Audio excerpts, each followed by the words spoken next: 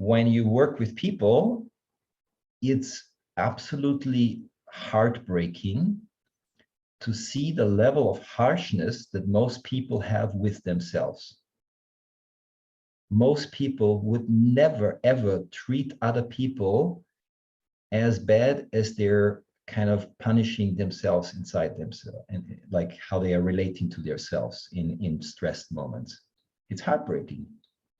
And I don't know, but people, I guess, can relate to that, that you're in certain moments really hard with yourself. And this is a form of anger that we learn to project onto ourselves.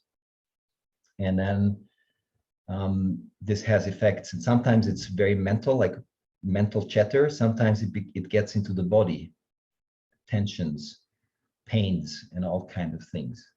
So Yeah, there is maybe just to add, like, yeah, one other way this might be expressed is like perfectionism, like having super high expectations of yeah. yourself all the time. And a perfectionism that you will never reach. You will Yeah. always fail. That's the definition of it. And you can get extremely skilled and a very capable human being with this kind of like like slave whip, kind of like slave driver. But the thing is, you will never come to the place of like breathing out. And the beauty of having a conscious access to healthy aggression is that you can speak your truth, which creates space, and you express yourself. And so one, when you ask, so why is it that we hold it in or we overact it out? Some people at one later stage learned, okay, nobody's listening anyway, so I just dial up the volume and make everybody listen. Now I have the power to not listen anymore, and everybody will listen to me, and I'm acting out. And each versions are painful, because real relationships of people and intimacy happens when we're learning, not in an ideal way, but learning to become part of containing my energy, speaking my truth, and also being able to listen and be generous with this, and then we can meet. And just to name it, there's also, of course, a huge historical collective dimension to why we withhold our anger.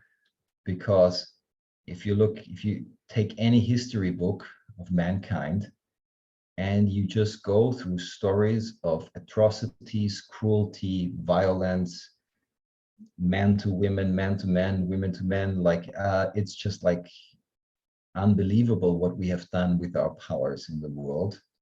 We have created enormous beauty, and we have created enormous darkness. So historically, we're in a time now where a lot of people developed more sensitivity to it. And then from that sensitivity feel like, oh, look what all these powers have done in the past, so I don't want to repeat that. And then there is no role modeling of that you can live your power full and straight and express and be full on and create beauty, which power can do. So the absence of these lack of role models, it's often like, oh, I'd rather hold back because I don't want to be hurtful. But then I become hurtful to myself because, Yeah. and so it goes on. And that's why we need spaces where we can open the frame and learn. It's messy and there's no simple way, but let's practice, especially in intimate relationship. It becomes quite a challenge, which of course the people here don't know, but you hear from the friends that when your friends share about their struggles. Yeah, we're all here actually for other people who need to Just resolve their anger. Yeah, your let me just bodhisattva's meeting. let me just add one piece to what you just said, because I think this is important. Is when I look especially at Western culture, it's like our success is that, like, with our minds, we kind of overruled our body. Like, we managed to disconnect from our body, which has the result that this energy that has to go somewhere creates all sorts of symptoms that we don't understand. And so it's a kind of humbling reconnection that I think at least some people are exploring, where it's like, I cannot just, for example, think myself out of anger. Not on the long run, maybe in certain situations, but it's not sustainable. Yeah. And Yeah, and just to add to that before maybe then we go into an inquiry and a bit of an exploration, that